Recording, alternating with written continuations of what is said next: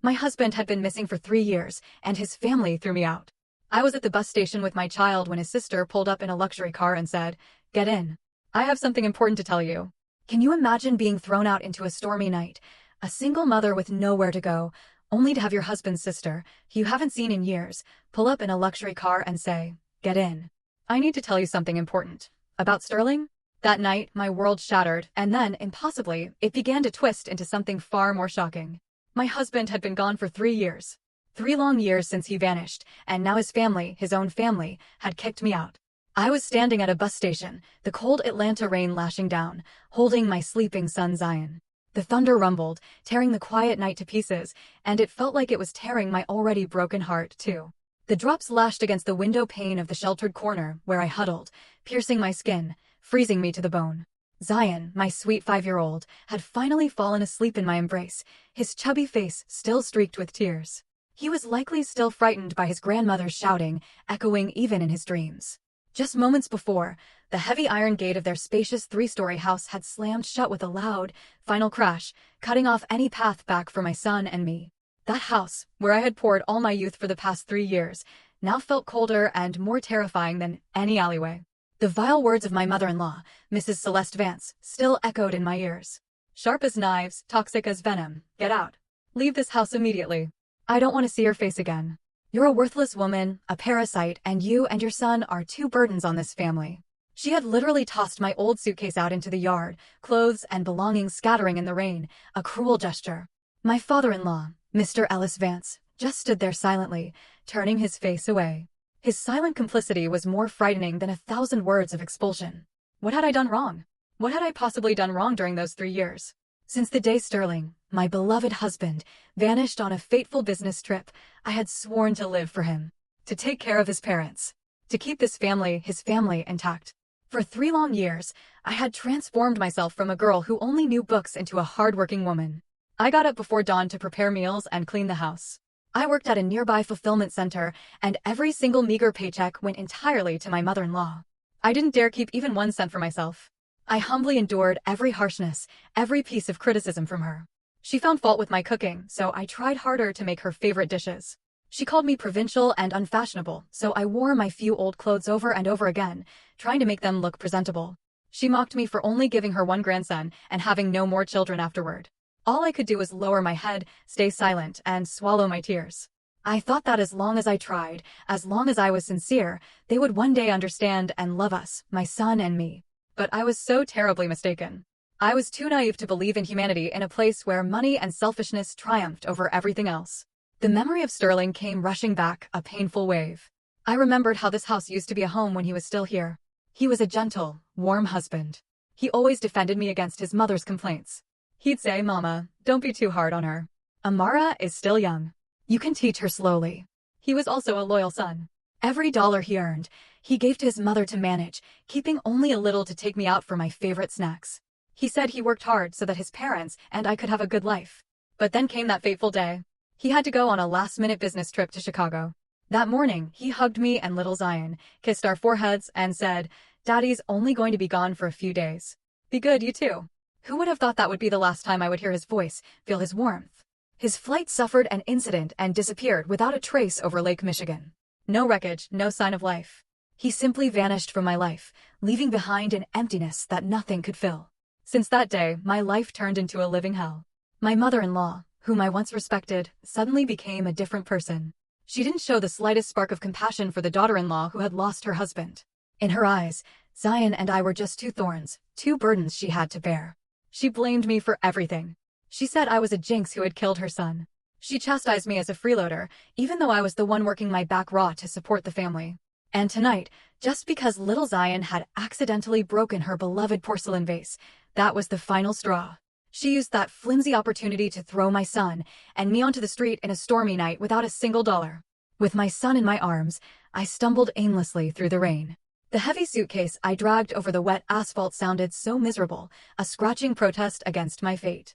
My tears mixed with the rain, salty and icy cold. Where was I supposed to go now? Back to my parents? My parents were old and frail, living in a poor rural town deep in Mississippi. I couldn't go back and become a burden to them. I kept running like a lost soul. When my feet were sore, I stopped in front of the downtown Atlanta bus terminal. The yellowish neon light of the station illuminated tired faces, failed lives similar to mine. I found a hidden corner under an awning, squatted down, and covered my son with my thin rain jacket. The boy stirred, snuggling his head against me, looking for warmth. "Mommy, I'm cold." I pulled him closer, trying to warm him with my body. My heart ached as if it were being sliced open. "My child, I'm sorry. I'm sorry I can't give you a complete home." I sat there amidst the loud and cold bus terminal, feeling utterly desperate. Where would the future lead for my son and me? Amidst this darkness, I could only whisper a weak prayer to my late husband. "Sterling, where are you? Do you see your son in me? Please protect us."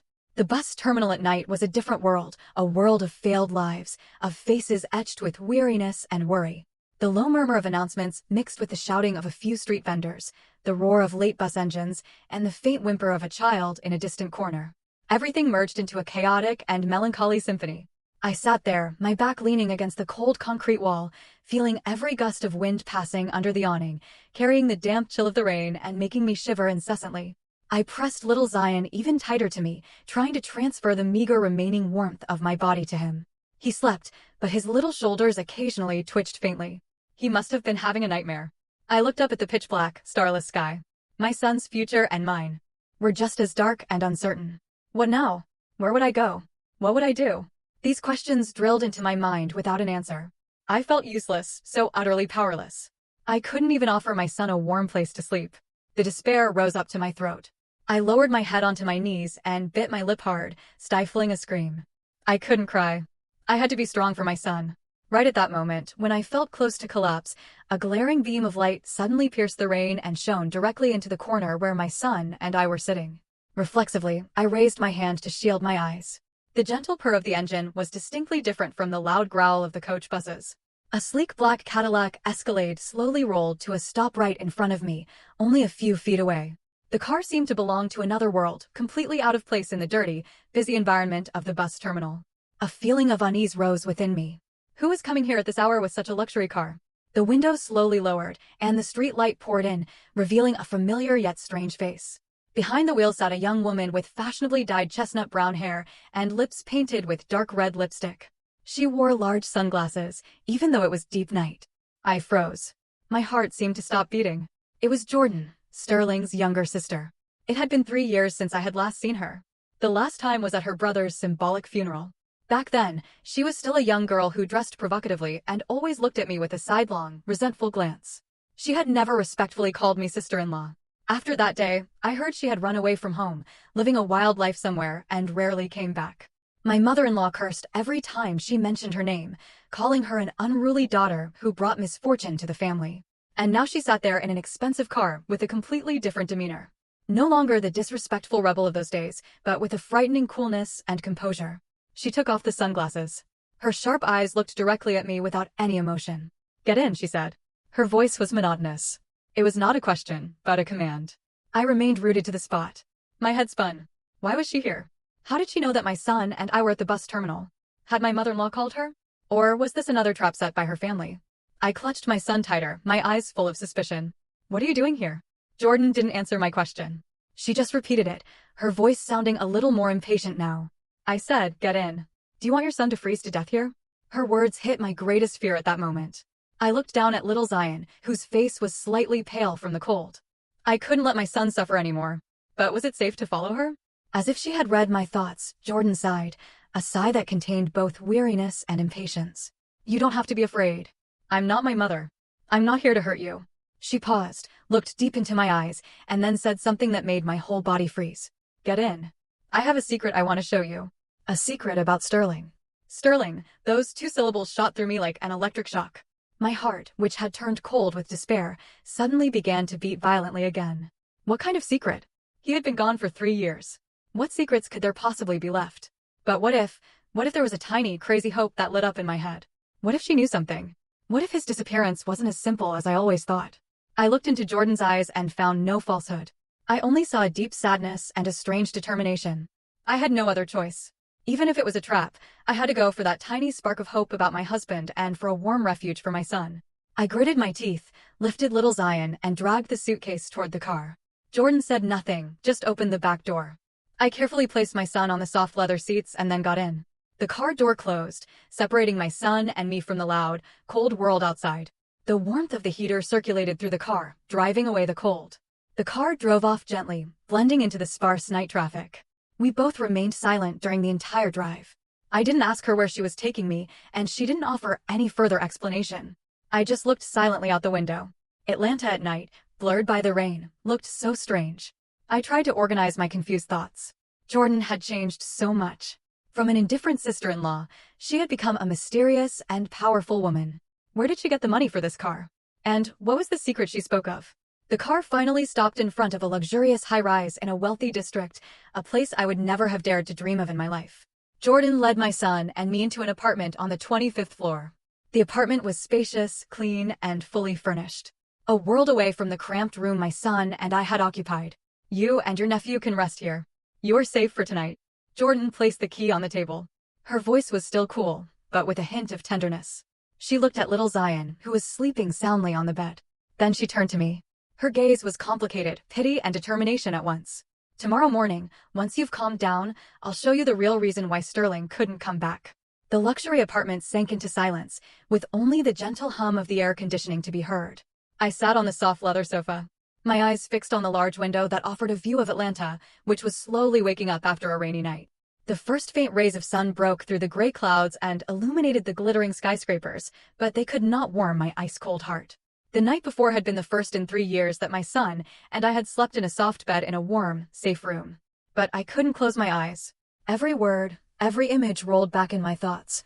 My mother-in-law shouting, my father-in-law's indifferent gaze, the despair at the bus terminal, and then Jordan's mysterious appearance. It was all like a chaotic and irrational slow-motion movie. Little Zion was still fast asleep in the room. Perhaps because he was too tired, or because this place was too peaceful compared to what he had just gone through. My son was deeply asleep, his small, rosy lips slightly smiling. When I looked at him, my heart twisted again. What would become of his future? He had lost his father and was now cast out by his own grandparents. I was his only mother, his only anchor. I couldn't give up. A faint click of the key sounded. Jordan entered, carrying a bag with still warm breakfast. She had changed clothes, wearing an elegant beige business suit that made her look mature and professional. She placed the bag on the table and handed me a glass of warm water. Eat something. You haven't had anything all night. I shook my head. My throat was dry. I had no appetite. I won't eat. Tell me, what is the secret you spoke of last night? Jordan looked at me. Her gaze was no longer cold as before, but filled with deep compassion. She pulled a chair over and sat across from me. I know you're in shock. I am too. For 3 years, I haven't been able to sleep peacefully. But before I speak, I want you to promise me one thing. No matter how cruel the truth is, you must stay calm for little Zion and also for Sterling. When she mentioned my husband, my heart ached again. I took a deep breath, trying to calm my breathing. Fine, I promise. Jordan said nothing more, but pulled out a small recorder and a thin folder of documents from her designer handbag. She placed the device on the table and pressed play. A faint recording began. The sound wasn't very clear. It seemed to have been secretly recorded. But I recognized the voices. A deep man's voice and a thin, nagging woman's voice. The voices of my father-in-law and my mother-in-law. Stop it. Constantly chastising the daughter-in-law. Aren't you afraid she'll suspect something? Mr. Ellis's voice sounded annoyed. And if she suspects, what can that country bumpkin do? It's a blessing that I even let her live in this house. My son is dead. She has become worthless. Don't you see it? She and her son are just 2 hungry mouths feeding off this house every day. Mrs. Celeste's voice was sharp as a razor. But she's the mother of our grandson. Grandson, wake up. Sterling is gone. The line of this house is finished. I tell you, I will find a way to get rid of both of them when the time is right. This house belongs to us, and Sterling's inheritance belongs to us too. I won't give that woman a single dollar. The recording ended. I sat there frozen, my hands tightly clenched, my nails digging so deep into my flesh that I bled without noticing. So that was it. In their eyes, my son and I were nothing but parasites. My sincerity, my sacrifice over the past 3 years, was nothing but despicable stupidity to them. They didn't just hate me. They had long been planning to expel me. The love they showed for their only grandson was apparently also just pretense. Jordan looked at me, her voice dropping. See, this is their true face. I secretly placed this recording device in Dad's study almost a year ago. I had my suspicions for a long time, but only when I heard those words did I truly believe that Sterling's disappearance was no accident. She pushed the folder towards me. Look at this. I opened the folder, trembling. The first page was a bank statement from Sterling's account. I immediately recognized that it was his salary account. But what shocked me was the withdrawal. Shortly before his fateful business trip, a very large amount, almost $200,000, had been withdrawn from the account. Next to it was the recipient's signature. I couldn't forget that handwriting. It was Mr. Ellis Vance's signature. $200,000? Why so much money? And why did my father-in-law withdraw it? I stammered, my head spinning. That's Sterling's entire savings. I investigated, Jordan said. The money was immediately transferred to another account after the withdrawal, and the holder of that account. Jordan paused, looked straight into my eyes. Is my mother, Mrs. Celeste Vance? The next page of the folder was a statement from a brokerage firm. Mrs. Celeste Vance had invested the entire $200,000 in stocks, but she had lost everything.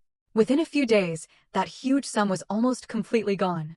My world collapsed before my eyes. All the scattered puzzle pieces fit together into a terrible picture. Sterling's disappearance, a large money withdrawal, and the changed attitude of my in-laws. I still don't have direct proof, Jordan said bitterly.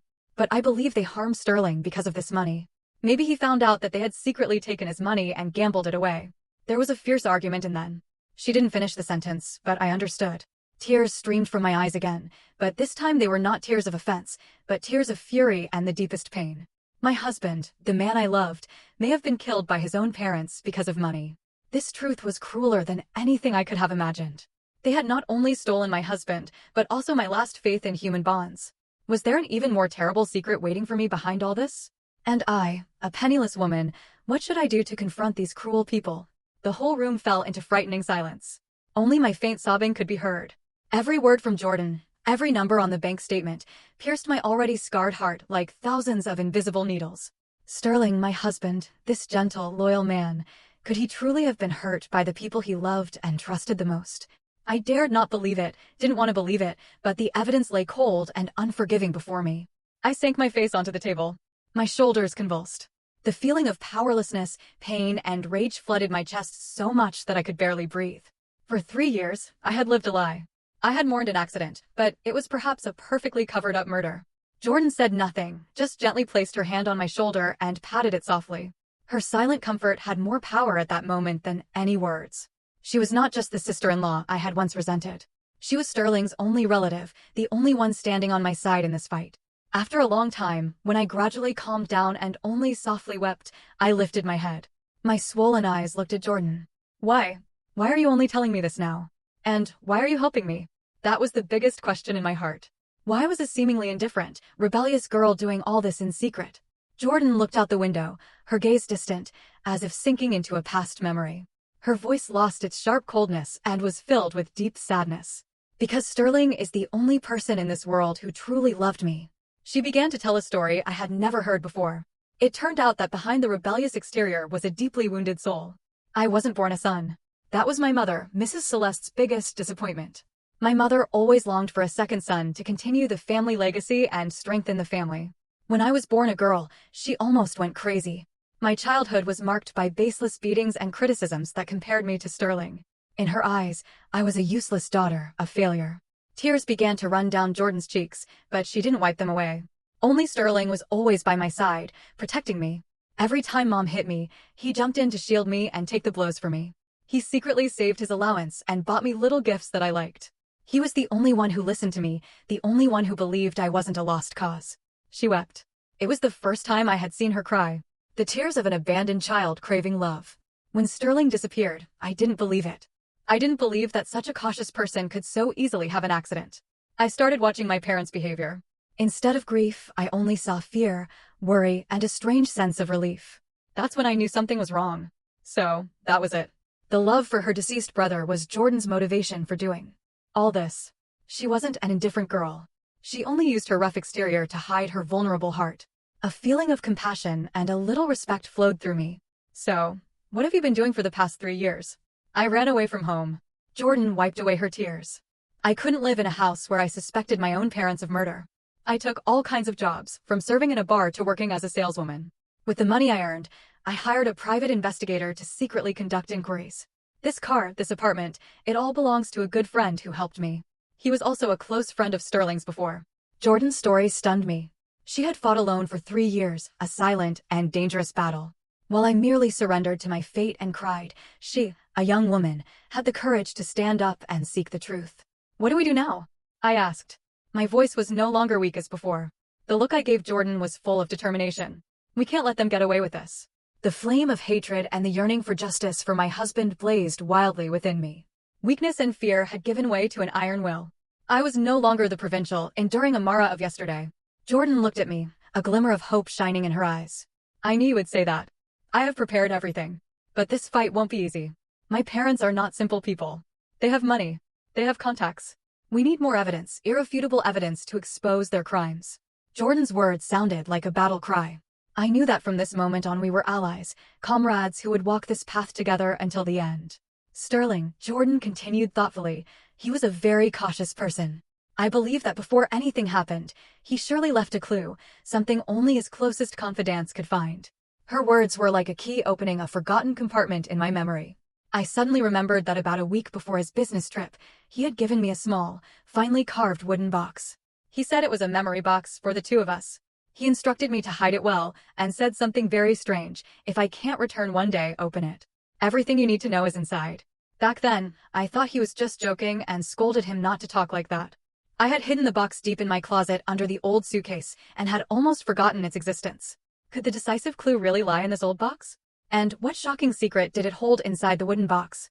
The blurred memory suddenly became strangely clear, like a lightning bolt streaking through the dark sky of my mind. Sterling's words that day, the look in his eyes when he gave me the box, all of it suddenly took on a completely different meaning. It was not a casual joke. It was a final will, a preparation for the worst. My heart began to beat frantically, excited and terrified at once. The box? Yes, there is a wooden box.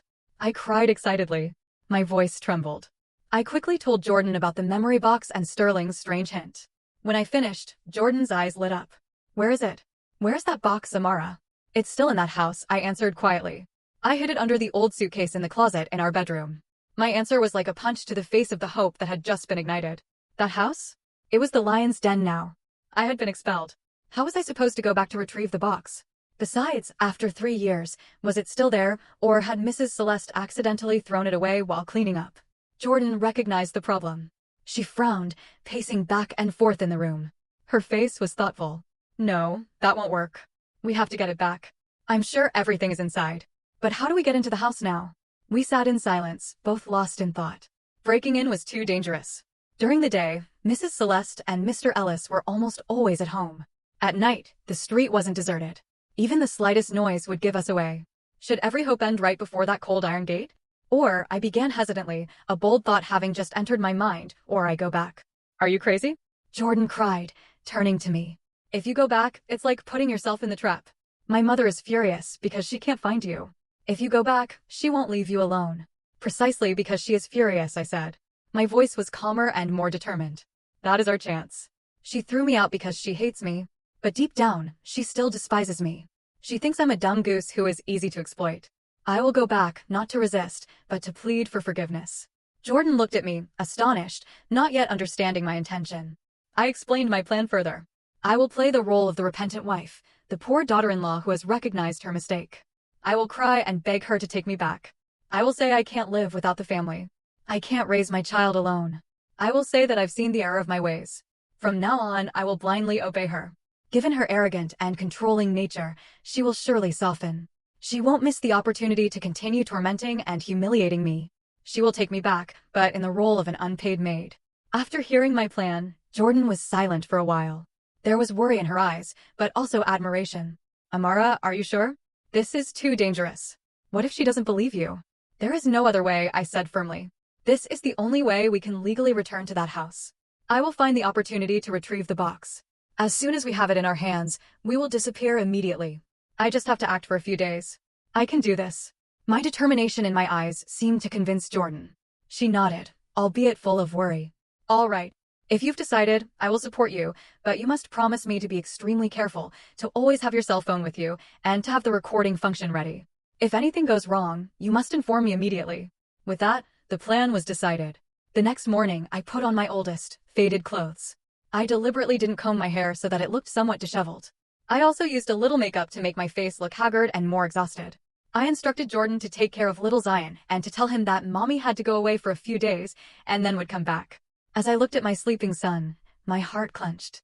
Asterisk, my child, wait for me. I'm going to get justice for your father, and then I'll be back. Asterisk, I took a taxi back to the familiar street. As I stood in front of the iron gate of the house that had once belonged to me, my heart was full of conflicting emotions. I took a deep breath, suppressed my hatred and contempt, and put on my saddest and most miserable face. I raised my trembling hand and gently knocked on the gate. Who is it? Mrs. Celeste's voice rang out from the house, harsh and annoyed. I didn't answer, but kept knocking. The knocking became fainter and fainter. After a while, the gate opened. Mrs. Celeste froze when she saw me and frowned. You, what are you doing here? I said nothing, just sank to my knees right in front of her onto the cement ground that was still damp from the night's rain.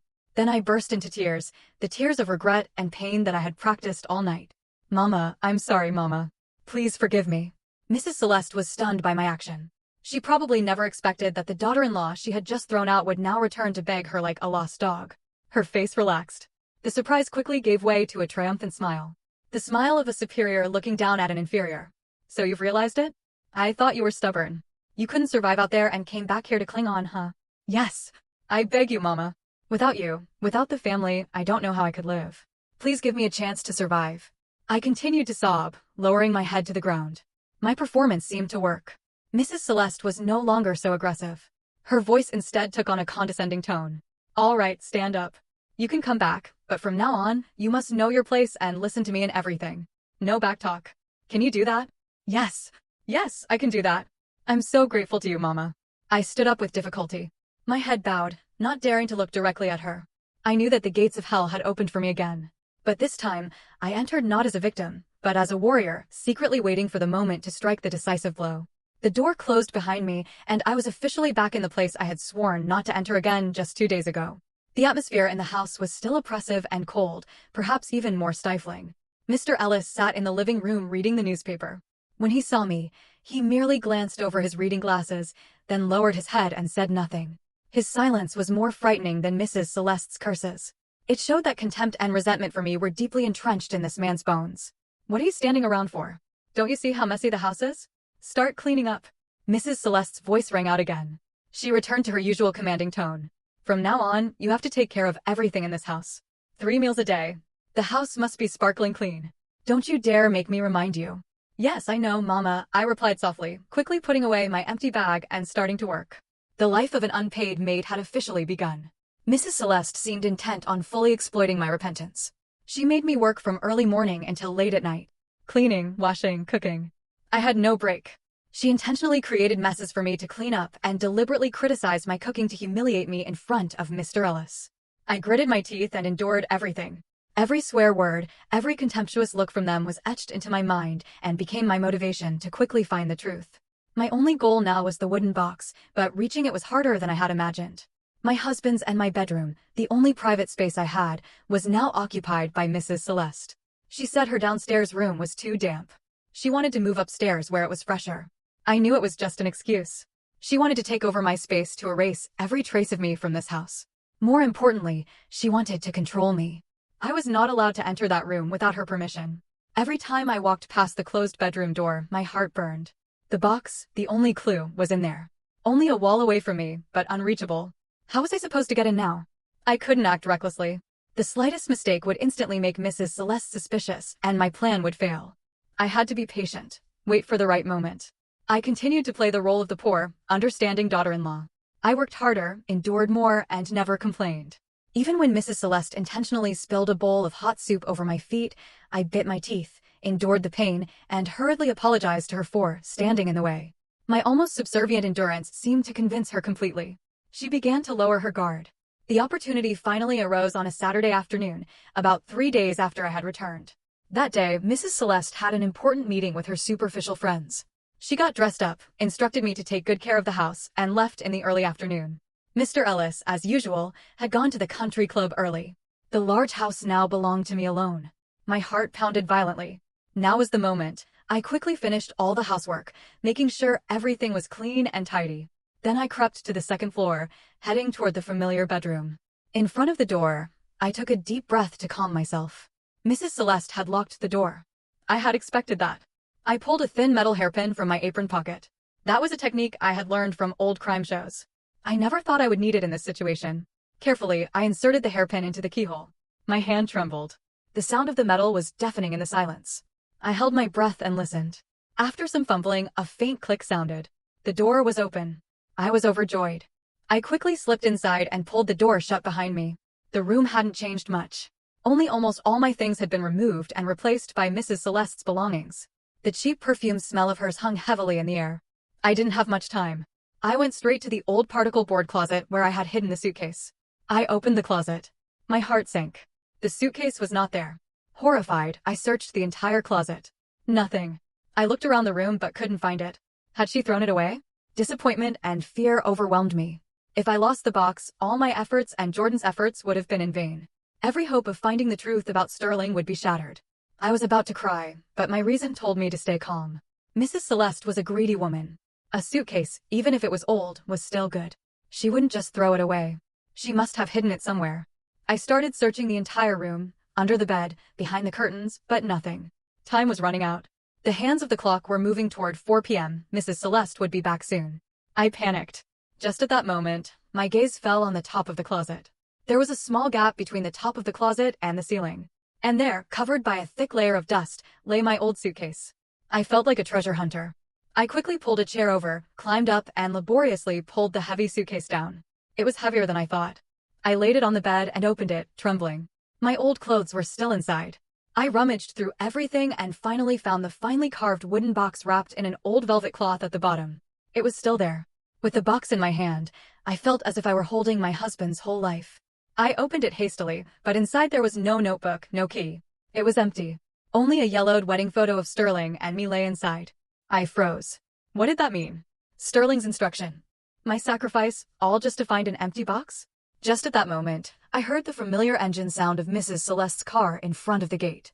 She was back, and I was stuck in her locked room with an even bigger secret I had just uncovered. The faint click of the keychain in front of the gate was clearly audible. Every sound was sharp as a stab in my strained nerves. Mrs. Celeste was back. My whole body froze. My mind went blank. I was in her room. The suitcase was open on the bed, and in my hand was the empty wooden box. Asterisk, everything was an irrefutable mess. Being caught. Asterisk, those two words flashed in my head, cold and frightening. If she discovered me, everything was over. She would not only throw me out of the house again, but perhaps do something far worse. Asterisk, stay calm. You must stay calm. Asterisk, I told myself, trying to force myself to think. The creaking sound of the iron gate opening, followed by footsteps in the yard. I didn't have much time left. I hastily and messily stuffed the clothes back into the suitcase, placed the empty box inside, and pushed the heavy suitcase back onto the top of the closet with all my might. Sweat broke out. My head was wet. As soon as I finished, I jumped down and quickly put the chair back in its old place. But what about the door? I had picked the lock to get in. How could I lock it again from the inside? Just at that moment, I heard Mrs. Celeste talking to someone in the yard, probably a neighbor. That gave me a few precious seconds. I rushed to the window and looked out. The height from the second floor wasn't too great, and there was an old corrugated iron roof below. If I jumped down, it would make noise. No, that wouldn't work. I looked around the room desperately. And then my gaze fell on the wedding photo of Sterling and me. The only photo that was in the box. A crazy but brilliant thought flashed. I took the photo in my trembling hand and turned it over. The backing cardboard had come loose at one corner. I carefully slid my fingernail underneath, and behold, under the thin cardboard was no notebook and no key.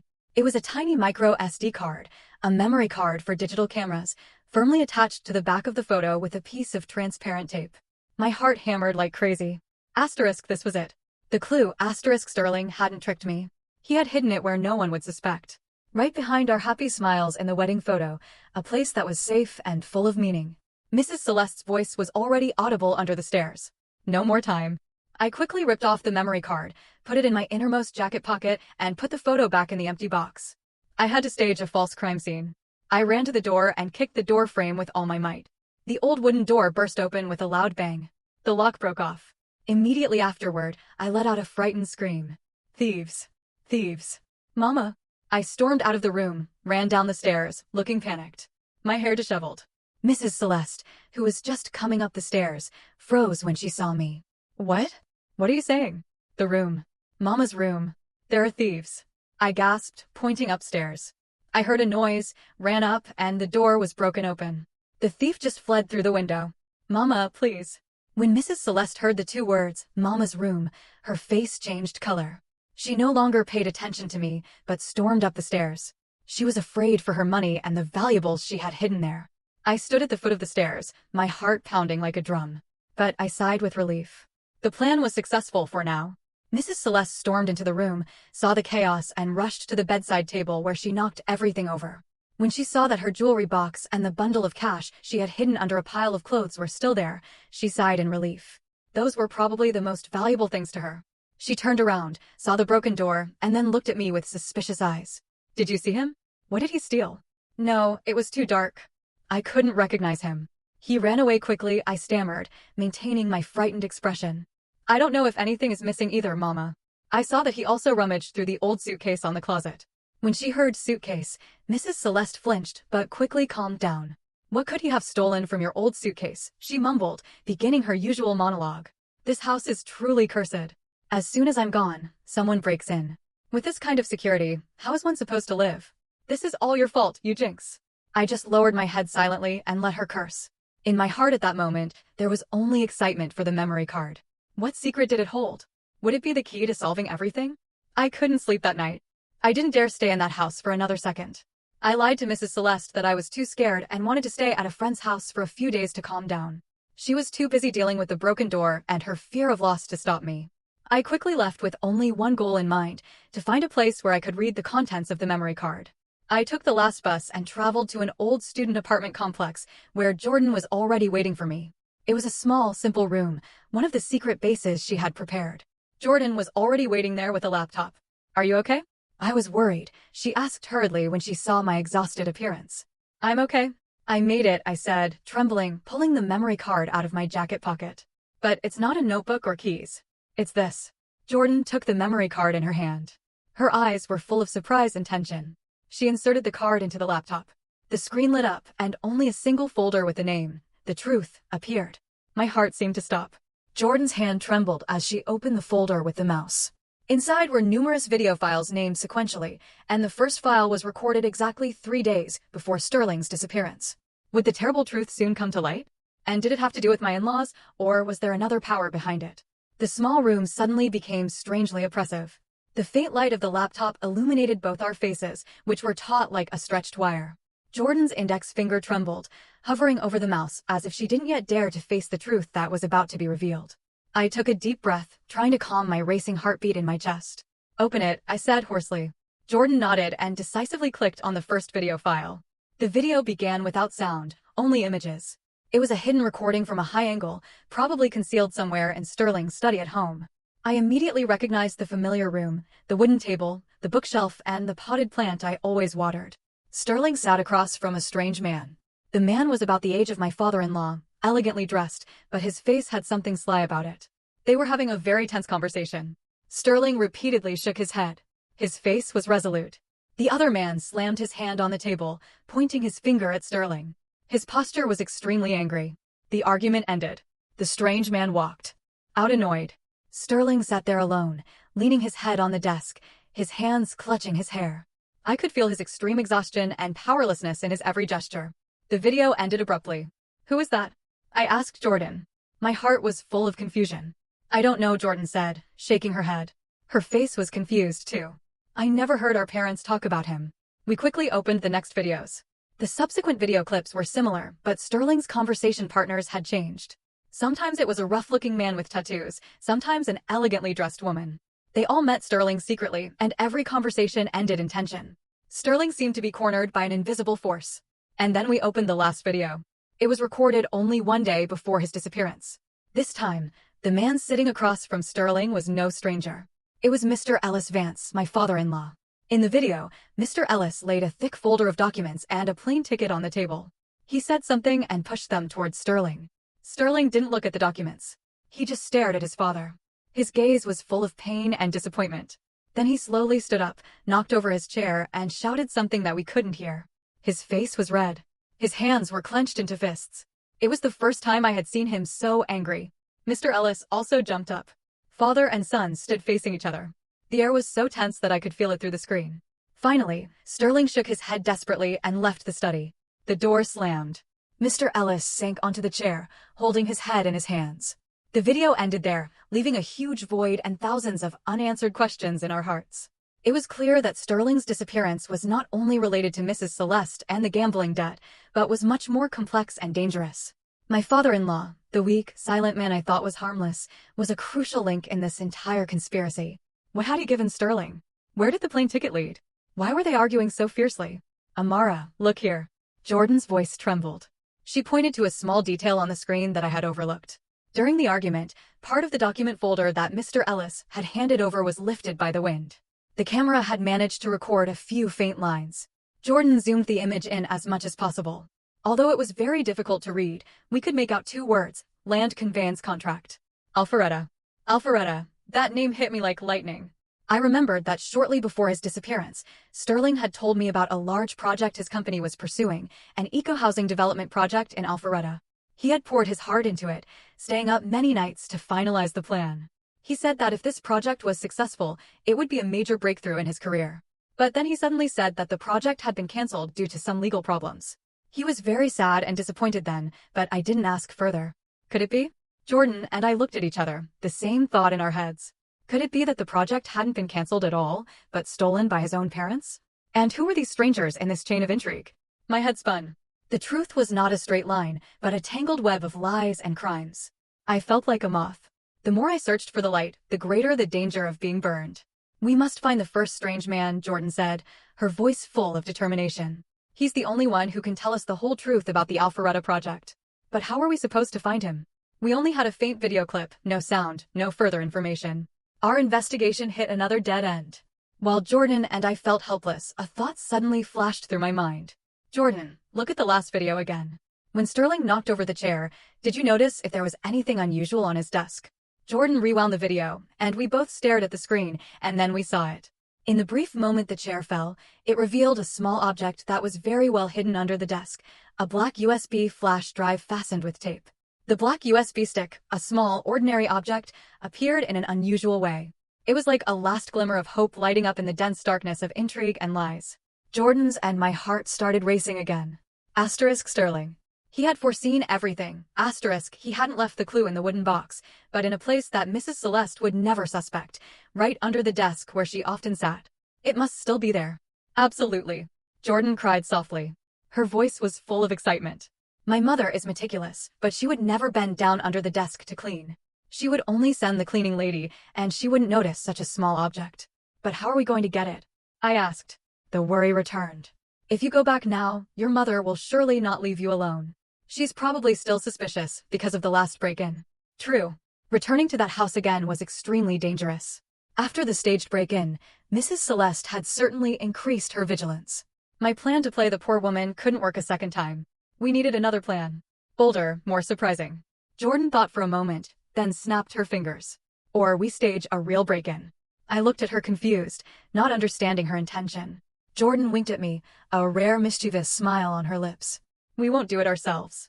We'll have someone else do it. Have you forgotten? My parents are deeply in debt. They have many enemies. I understood what she meant. Jordan's plan was extremely risky, but not unreasonable. What are you planning?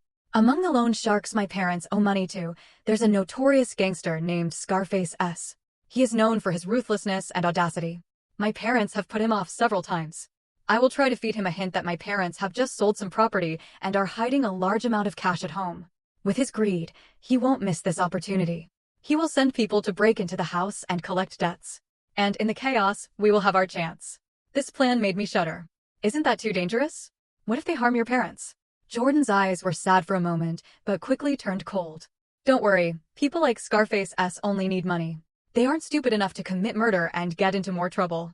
Besides, that's the price they have to pay for what they did to Sterling. They cornered us, so they shouldn't blame us for resorting to drastic measures. Jordan's determination convinced me. I knew that to take on old foxes, we sometimes had to be crueler than them. In the following days, we began to act. Jordan used her contacts in the underworld to feed information to Scarface S. Just as she had said, Scarface S's crew began to observe my in-laws' house only one day later. Everything was going according to plan. My task was to prepare for our own break-in. I couldn't go alone. I needed someone who could distract and provide backup. And the person I thought of was Sterling's close friend who had been helping Jordan all this time. His name was Elias Monroe, a talented engineer who was also very quick and brave. After hearing Jordan's entire story, Elias immediately agreed to help. He said he owed Sterling a lifelong debt. Finally, the decisive night came. It was a night without a moon or stars. The whole street was plunged into darkness and silence. According to Jordan's information, Scarface S would strike that night. Around 1 a.m., a small unmarked van quietly stopped at the end of the alley. Two masked men in black clothing jumped out, quickly climbed over the fence, and disappeared into Mrs. Celeste Vance's yard. There, inside, Elias whispered through the small walkie-talkie we had prepared. He was sitting in a car on the opposite side of the street, observing every movement. "We are ready," I replied. My heart was pounding wildly. Jordan and I hid in a small alley behind the house, directly under the study window. Only a few minutes later, we heard the loud sound of breaking glass from the front, followed by Mrs. Celeste's panicked, screaming, "Thieves! Robbers! Help me!" The plan had begun. Elias immediately called the local police and reported a robbery. At the same time, Jordan called Mrs. Celeste's landline with another cell phone. Mrs. Celeste, who was panicking, answered the phone, hoping someone was calling to help. "Hello, help me." "Shut your mouth, old woman." Jordan's voice, which was modified by a voice changer software, sounded threatening. "I'm from Scarface S. Your husband owes us money. We came today to get our money back. If you scream again, I'll let you meet your son." When Mrs. Celeste heard the two words, "your son," she fell silent. She stammered fearfully. "How much do you want?" "All the cash and all the valuables in the house. Cooperate, or it will be bad." Jordan growled and hung up. Jordan's distraction maneuver was successful, drawing all the attention of Mrs. Celeste and the robbers to the front. Meanwhile, on the back of the house, I quickly climbed onto the second-floor balcony with a small rope ladder that Elias had prepared. I slipped through the study window, which I had cautiously left slightly ajar. The room was pitch dark, but I knew my way around. I didn't turn on the light, but only used the faint light of my mini flashlight and quickly went to the desk. I knelt down, reached my hand under the desk, and my heart stopped. He was still there. The small, cold USB stick lay in my palm. I was close to tears of joy. But this was not the moment. I had to get out of here immediately. But just as I prepared to climb out, a faint click sounded from the door. Someone was opening the door to the room. The dry click of the lock echoed in the silence, sharp as a stab in my nerve-wracking thoughts. My whole body froze. My breathing seemed to stop. Someone entered the room. I was on the second floor. The only exit was through the window, but climbing out now would be tantamount to confessing to breaking in. And who opened the door? One of the two robbers or Mr. Ellis? No matter who it was, being discovered at that moment would have meant that everything would fail. In this life-threatening moment, I didn't hesitate for a second. I rushed under the desk, rolled myself into the most hidden corner. The heavy wooden table was covered with a long cloth that reached the floor, which fortunately concealed my body. I held my breath, my heart hammered in my chest, and I just begged that the person would not discover me. The door opened slowly. The light from the hallway poured in, revealing a tall silhouette. It wasn't the robbers. It wasn't Mr. Ellis either. It was a completely strange man. Exactly the one who had appeared in the first video. The sly man who had argued with Sterling. Why was he here at this exact moment? He didn't come alone. Behind him was one of Scarface S's robbers. "Boss, everything is going according to plan," the robber said as he closed the door. His voice was respectful. "The old woman is scared to death and is showing us where she hid the money under the sink." "Boss," I froze. This strange man was the mastermind behind everything. Not Scarface S. It turned out that Jordan and I had inadvertently poked a bigger hornet's nest than we thought. Our plan to use someone else had been exploited by another and had turned into a game within a game. "Good," said the man who was called the boss. His voice was deep and radiated power and cruelty. "The money is secondary. Did you find what I need?" "Yes." "Not yet, boss. I searched the old woman's bedroom, but found nothing but money and gold." "Fool. What do I care about her money and gold?" The man snarled. "It must be in this room." Sterling was clever. He hid the evidence somewhere here. "Search thoroughly. If you don't find it, I'll make your life hell." Asterisk evidence. Evidence. Asterisk so. This man was also looking for the evidence Sterling had left behind. Our goal was the same. I lay under the desk. Cold sweat ran down my back. I held the USB stick tightly in my palm. The thing they were desperately searching for was right here, separated from them only by a thin layer of wood. The robber began to ransack the room. He pulled out the drawers, threw papers and notebooks onto the floor. The loud noise made me flinch. "Boss, there's nothing here. Just old papers," the robber said after a while. The boss cursed. He paced back and forth in the room. The sound of his leather shoes on the wooden floor sounded heavy. "Damn it. Where did that guy hide it? It can't just vanish. If that comes to light, we're all dead. He stopped right in front of the desk, separated from me only by the long tablecloth. I could smell the scent of his expensive cigar smoke. My heart threatened to jump out of my chest. Suddenly, the wail of police sirens sounded from a distance. It was getting closer and closer. Damn it, the police. The robber panicked. Boss, what do we do now? The boss also looked confused. What is Scarface S doing? Why did he betray us? Fine, we'll retreat for now. We didn't find anything today. Go downstairs and tell the other guy to escape through the back exit. Hurry. The robber hastily opened the door and disappeared. The boss didn't leave immediately. He stayed put. His gaze, sharp as a knife, scanned the room one more time. He looked at the bookshelf, at the pictures on the wall, and then he bent down and looked under the desk. His gaze and mine met through the small gap in the tablecloth. For a moment, the whole world seemed to stand still. He saw me. His eyes widened in shock, and then immediately changed to a deadly, cruel expression. You. He hadn't finished the sentence. I kicked the desk leg with all my strength. The heavy wooden table was shoved forward and slammed hard against his shin. He screamed in pain, staggering back. I seized the opportunity, crawled out of the hiding place under the desk, didn't think for a second, and rushed straight to the window. Stop, he roared behind me. I had no other choice. I climbed onto the windowsill, closed my eyes, and jumped. The impact on the corrugated iron roof below,